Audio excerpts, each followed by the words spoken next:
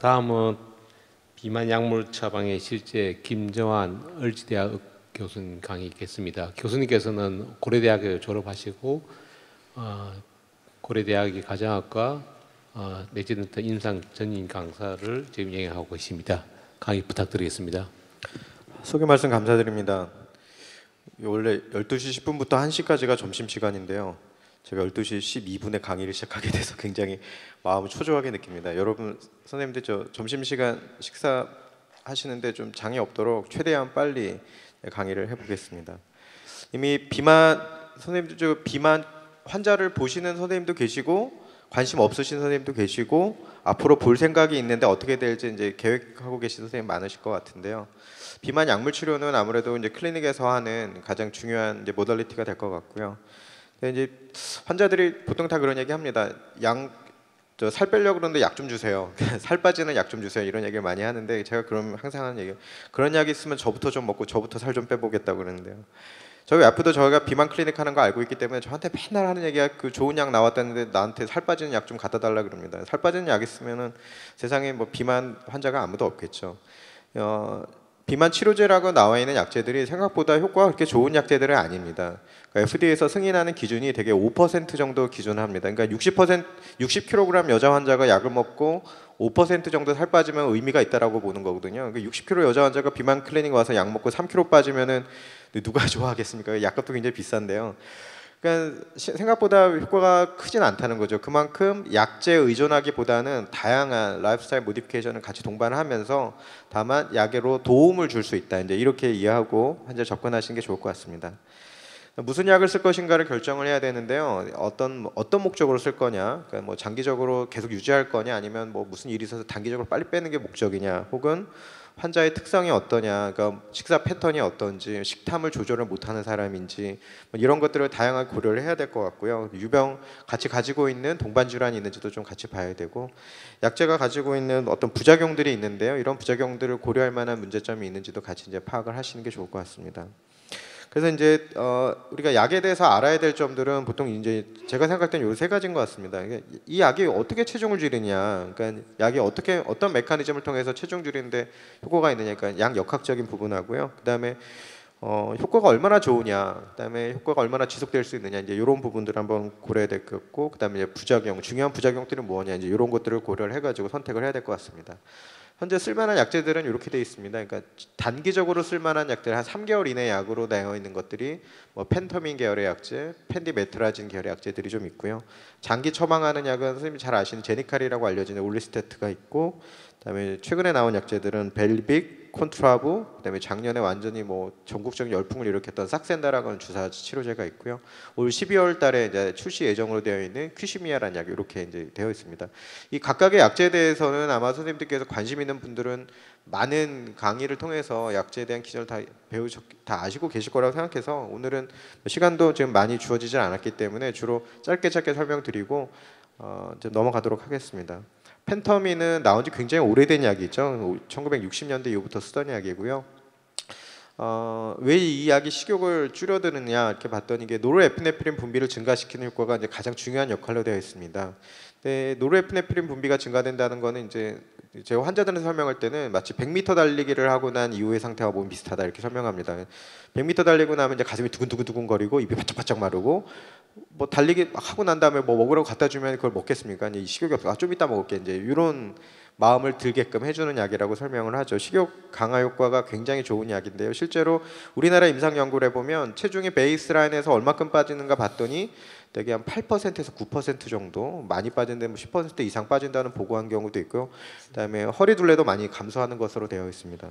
전체 약물 복용자들의 80% 이상이 최소한 5% 이상은 체중이 줄었다고 되어 있고, 절반 가까이는 10% 이상도 체중이 준다라고 보고를 했습니다. 우리나라 연구고요. 임상 데이터긴 하지만 N수가 크지 않기 때문에 조금 제한점은 있는데 효과가 강하게 보고를 했고, DCR 제제라고 하는 서방형 제제에서도 마찬가지입니다. 여기서도 굉장히 좋은 효과를 보여줬습니다. 그래서 제가 봤을 때는 약제 효과면으로 봤을 때 굉장히 좋은 약인데 단점이 뭐냐면 단기 처방만 가능하다는 거죠. 3개월 이내의 처방만 가능하기 때문에 장기적으로 쓰기 좀 부담이 있고 아무래도 노르에피네프린 분비량이 증가되는 그런 효과 때문에 심혈관 질환의 위험도가 있는 환자들의 쓰기는 다소 이제 좀 제한이 있습니다.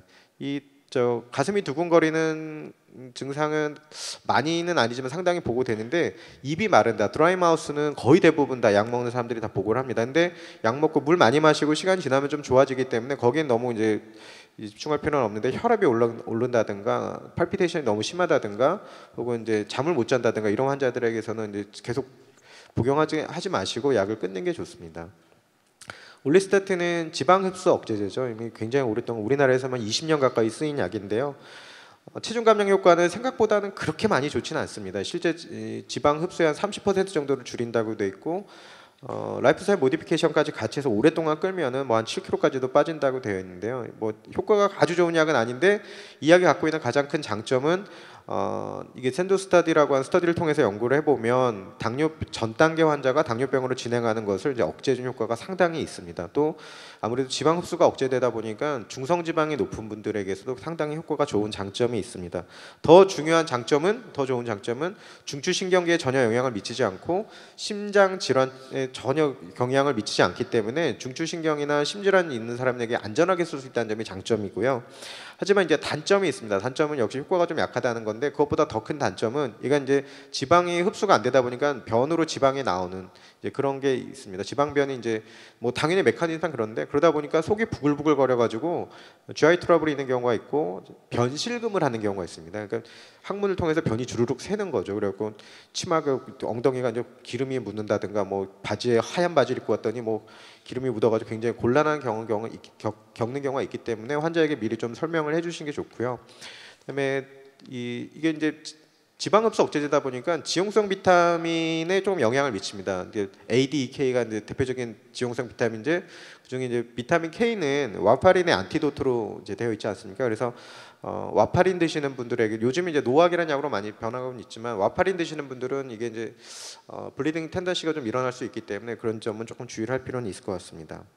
벨빅이라는 약인데요. 세로토닌 2C 리셉터 아고니스트라고 되어 있습니다. 이 세로토닌이 이 뇌 하수체에 있는 궁상핵이라는 부위에 폼C라고 하는 식욕 억제하는 부위가 있는데 여기를 자극을 합니다. 여기 자극해가지고 식욕을 억제시키는 효과가 있습니다. 보시면은 임상 연구에서도 체중 감량 효과가 분명히 있는데 아까 팬텀에 보여드렸던 것보다는 조금 효과가 좀 약합니다. 이렇게 보면 굉장히 뭐 많이 벌어진 것처럼 보이지만 실제 체중 감량 효과는 5% 조금 넘는 수준으로밖에 나오진 않고 지금 잘 보시면은 여기 보시면 처음에 시작하자마자 바로 체중 감량이 플라시보랑 벌어지는 게 아니라 한 4주 이상 지나야지 이제 체중 감량 효과가 좀 나타나는 것으로 되어 있거든요. 그러니까 약 먹고 초기에는 조금 효과가 약하다라고 하는 게 이제 좀 단점입니다. 그래서 실제로 보면 5% 이상 체중 감량이 약 한 47%, 10% 이상은 한 22%밖에 되지 않기 때문에 효과는 조금 약한 게 이 약이 가지고 있는 단점인데요. 이 약을 하루 한 번, 하루 두 번 나눠서 보면 역시 도수 디펜던트 차이는 좀 있습니다. 하루 한 번이 조금 더 약하긴 하지만 효과가 아주 없는 건 아니고 조금 효과가 있고요. 근데 이 약이 갖고 있는 아주 특이한 장점이 뭐냐면 당뇨병 환자한테 썼을 때 하루 한 번 쓰나 하루 두 번 쓰나 체중 감량 효과가 큰 차이 없이 비슷하게 나온다는 거죠. 그 다음에 또 한 가지 재미있는 점은 당뇨병 환자에게 이 약은 체중 감량을 목적으로 쓴 약임에도 불구하고 당화혈색소라든가 패스팅 글루코스가 거의 당뇨병 약처럼 거의 당화혈색소는 0.9 가까이 떨어지는 효과를 보이고 있습니다. 왜 그런지 이유가 좀 불분명한데 이 세로토닌의 전구 물질이 아마도 인슐린 수용체 일부 작용하는 것으로 우리가 이해를 하고 있습니다. 그래서 당뇨병 환자에게 굉장히 쓰기 좋다는 이제 장점이 있고요. 심혈관 질환에 대한 위험도도 굉장히 낮습니다. 근데 이게 세로토닌 2C 수용체에 대한 선택적인 아고니스트인데 사실은 심장 판막에 2A라고 하는 세로토닌 수용체가 있습니다. 그러다 보니까 아무래도 세로토닌 아고니스트가 판막에 자극을 줘서 판막 질환이 있는 사람에게 좀 위험할 수 있다라고 얘기가 있는데 워낙 선택성이 2C에 강하기 때문에 판막 쪽에는 문제가 없다라고 하는 것이 이 회사에서 장기적으로 연구한 스터디 결과임에도 불구하고 기존에 판막 질환이 있는 사람들에게 우선적으로는 고려하지 않는 게 더 낫지 않겠는가 개인적으로 그렇게 생각을 합니다. 부작용 중에 가장 흔한 건 이제 두통입니다. 이제 머리 아파서 못 먹겠다는 사람들이 좀 초기에 있는데 먹다 보면 좀 좋아지는 점이 있고요. 콘트라브라고 하는 약은 그 다음 벨빅 다음에 우리나라에 출시됐던 약인데 부프로피온과 날트록센 두 가지 약제의 이제 혼합제제입니다. 부프로피온은 폼씨를 자극하고 날트록센은 폼씨가 자기 스스로 자기를 억제하는 자가 억제 기전인데 요거를 이제 스스로 또 이제 억제하지 못하도록 해서 그 효과를 극대화시키는 이런 면이 있고 또 한 가지는 뭐 잘 아시겠습니다만 부프로피온은 웰브트린이라는 그 흡연, 금연 치료제로도 쓰고요. 날트록센은 금주 치료제로도 쓰는 약제들 아니겠습니까? 이 약제들이 결국 어떤 크레이빙, 막 너무 뭔가를 하고 싶은 갈망, 이제 이런 것들을 중독의 치료에도 이제 쓰는 약제이다 보니까 식탐 같은 어떤 먹는 음식에 대한 크레이빙을 좀 줄여주는 효과가 역시 있어서 식욕도 줄여주고 식탐도 줄여주고 두 가지 면을 다 고려할 수 있는 굉장히 좋은 약제입니다. 그래서 보시는 바와 같이 임상 효과에서는 임상 연구에서는 앞서서 보여드렸던 로카세린, 벨빅보다는 좀 더 효과가 더 강한 것으로 되어 있고요. 5% 이상 체중 감량을 이룬 사람들이 대개 한 40에서 50% 정도, 그다음에 10% 이상도 한 20에서 30% 정도까지 체중이 이제 많이 빠진다고 되어 있고 기본적으로 한 6%에서 8% 정도는 체중 감량이 있을 수 있다. 근데 실제 필드에서 느껴보면요, 8%보다 더 많이 빠지는 것 같습니다. 10% 가까이 빠지는 환자들이 좀 많이 있거든요. 근데 이 약은 용량을 조금씩 올려가면서 이제 쓸 수 있게 되어 있고요. 어찌됐건 이제 이건 비헤이버 모디피케이션을 같이 동반했을 경우에는 체중 감량 9% 길게는 11 잘 약제를 복용하는 사람들은 11%까지도 증가한다고 되어 있고 장기적으로 썼을 때도 최소한 8%에서 6% 정도 수준에서는 체중 감량을 계속 유지할 수 있다라고 하는 장점이 있습니다. 근데 이 약제가 갖고 있는 가장 결정적인 단점 중에 하나는 쓰다 보면 나중엔 좋아지는데 약 초기에 약간 혈압이 올라간다라고 하는 이제 문제점이 생길 수 있기 때문에 이제 그런 점은 조금 고려를 해야 될 것 같고요. 이렇게 되어 있습니다. 약제가 날트록센 8mg랑 부프로피온 90mg로 되어 있는데 약제를 조금씩 에스컬레이션하게 되어 있습니다. 그래서 일주일 동안은 하루 한 알 먹고 그 다음 일주일 동안은 아침에 한 알, 저녁에 한 알, 그 다음 일주일은 아침에 2알, 저녁에 한 알, 3알을 먹죠. 마지막에 아침에 2알, 저녁에도 총 4알 먹게 되어 있는데 저는 이게 총 4알까지 먹는 거는 이제 보통 아주 체구가 큰 남자 환자들은 이렇게 쓰는데 보통 여자 환자들 같은 경우에는 4알까지 쓰는 환자는 별로 없습니다. 대개 2알에서 3알 정도면 충분한 효과를 보는 경우가 많았던 것 같고요. 그래서 장기간 사용이 가능하고 당뇨병 환자에게서도 이제 쓸 수 있다고 되어 있고요. 말씀드렸던 것처럼 용량 조절을 좀 다양하게 시도해 볼 수 있다라는 것이 장점인데 노지아가 좀 종종 있습니다. 그다음에 변비가 있다든가 두통 있는 환자들이 있고 이 약제가 초기에 아마 그 자살 우려가 좀 컨선으로 좀 나왔던 적이 있습니다. 그래서 자살 사고가 있거나 사이콜로직 프로블럼 있는 환자들에게 쓸 때는 조금 조심해야 될 것 같습니다.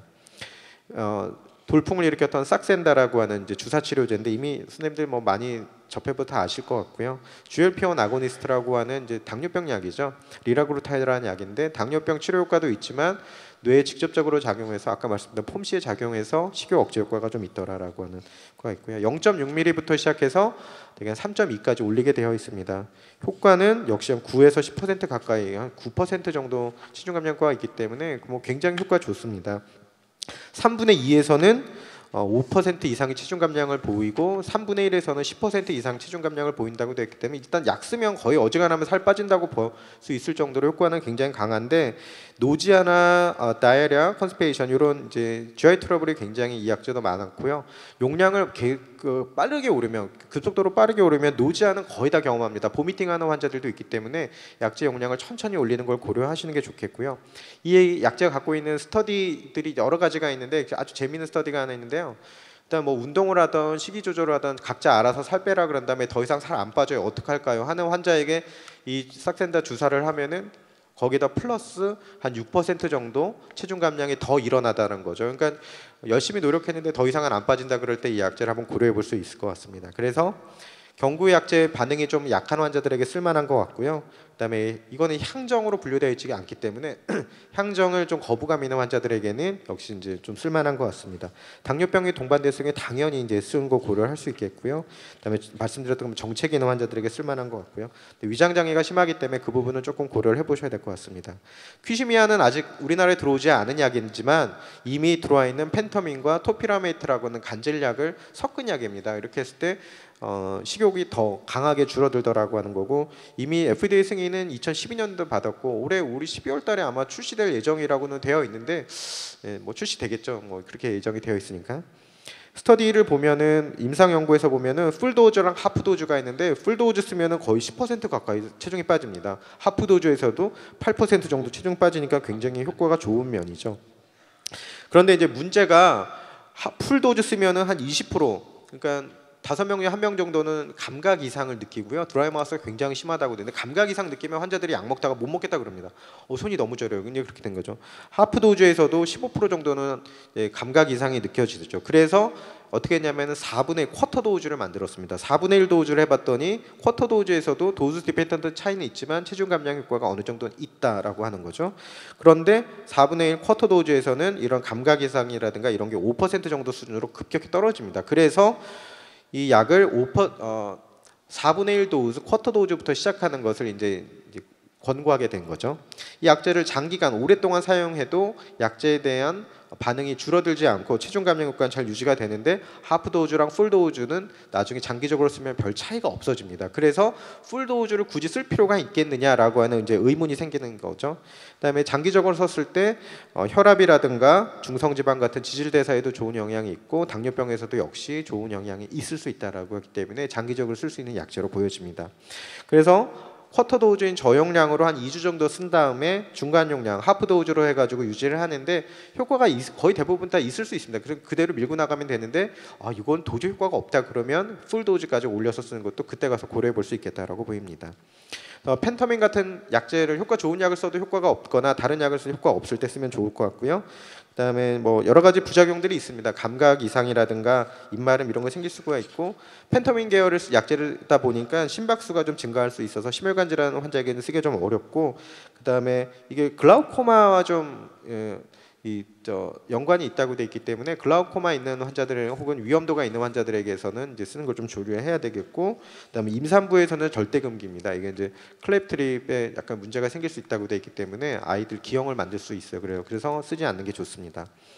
약제 설명은 좀 하고요. 그다음에 케이스 간단하게 이제 몇 가지만 보겠습니다. 이건 59세 남자 환자인데요. 스텐트 넣고 저희 대학병원에 있다 보니까 뭐 스텐트 넣고 저한테 카디올로지에서 리퍼된 환자인데, BMI가 한 35 정도 되고 허리 둘레가 한 100cm 정도 되고 체지방률이 한 40% 됩니다. 식탐이 자기는 없다고 그러는데 맨날 이제 기름지거 먹으러 다니고 운동이 부족하다고 해서 일단 기름지거 먹으니까 올리스테트를 줄 거고, 식욕을 조절하려고 이제 벨빅을 좀 줘봤습니다. 하루 2번씩 먹고 가급적이면 많이 걸어 다니고 뭐 이런 라이프스타일 모디피케이션 같이 해서 봤더니 계속 줄어듭니다. 그래서 이제 이렇게 유지하고 있는 환자가 있고요.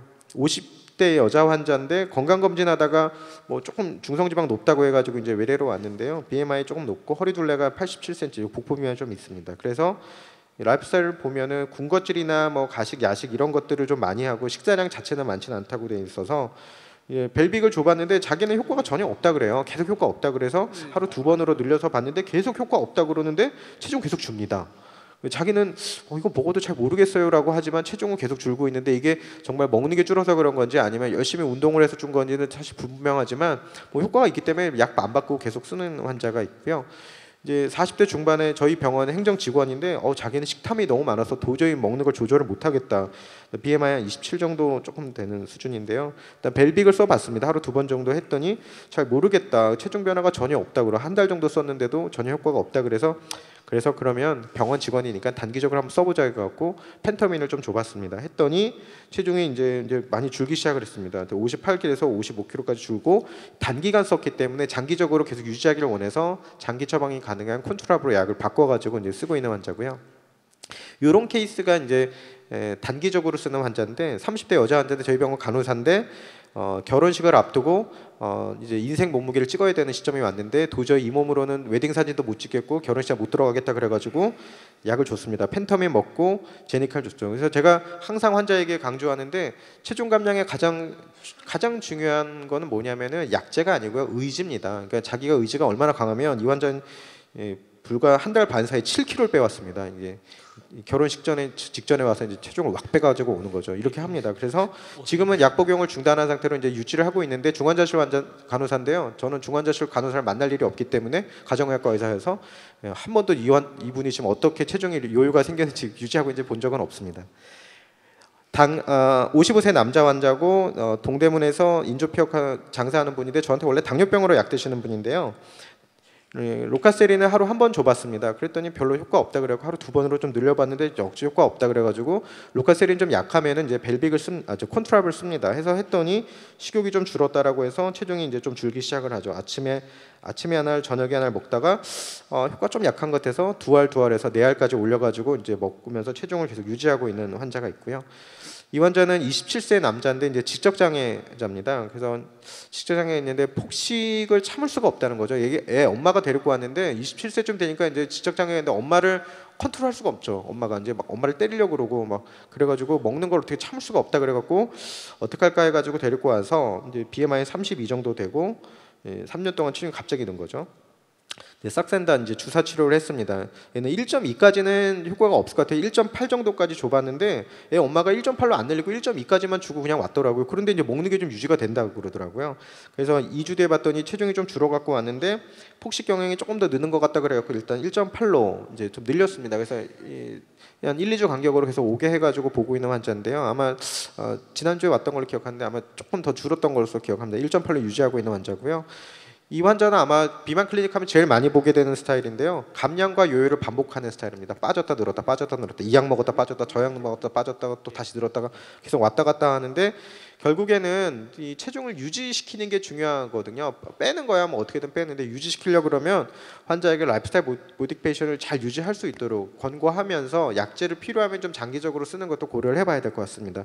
이 환자는 이 약 저 약 다 먹어봤기 때문에 먹던 약을 다시 하는 것보다는 안 써본 리라쿠타이드, 삭센다 주사로 했고요. 1.2 정도만 했는데도 체중은 잘 빠졌고 현재는 총 9kg까지 뺐습니다. 많이 뺐죠. 그리고 지금 현재 유지하고 있는 환자가 있겠습니다. 그래서 이제 마지막 정리를 하겠습니다.